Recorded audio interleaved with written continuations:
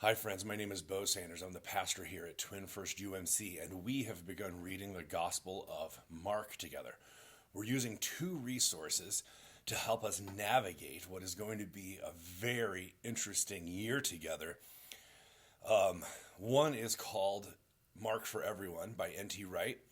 It is a really accessible, sort of helpful look at the historical background. It's broken down into 62 parts. We won't do one per week because obviously a year with Jesus. So we'll have to combine some of them. And I want to talk through sort of the reading schedule, how to do that. The other resource we're using is called Binding the Strong Man by Ched Meyer, and it's a political reading of Mark.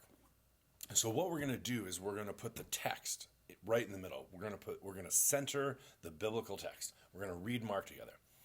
And then on one hand, we're going to look at the historical background and what should we be picking up that maybe the first century Jewish audience would have picked up on, but that we miss in our reading. This is going to help us with that. And then we're also going to check in with this political reading to see how it might speak to us today.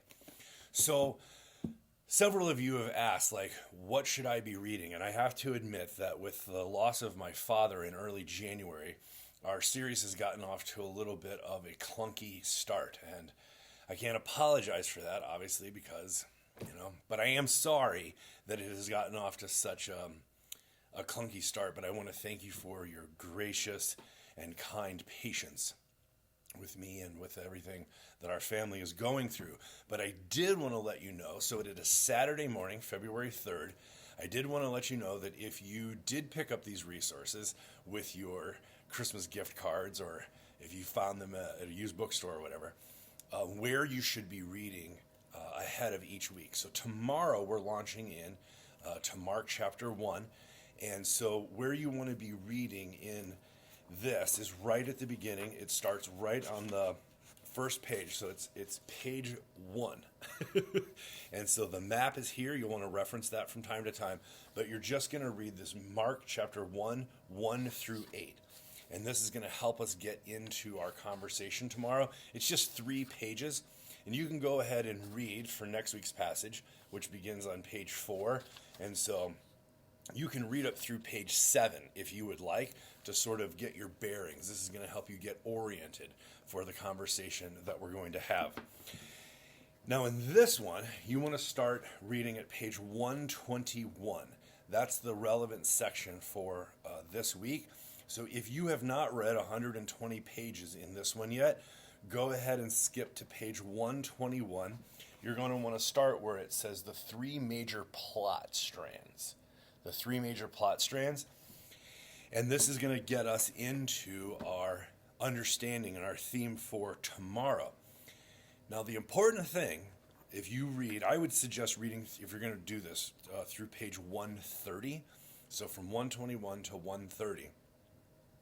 The thing that you want to pick up on it, and that he doesn't say explicitly, but that's super important in case this is your first time thinking about the politics of Jesus, is that Mark's writing within those first couple of verses already uses 2 words. One is good news, and the Greek word for that is evangel or evangelion.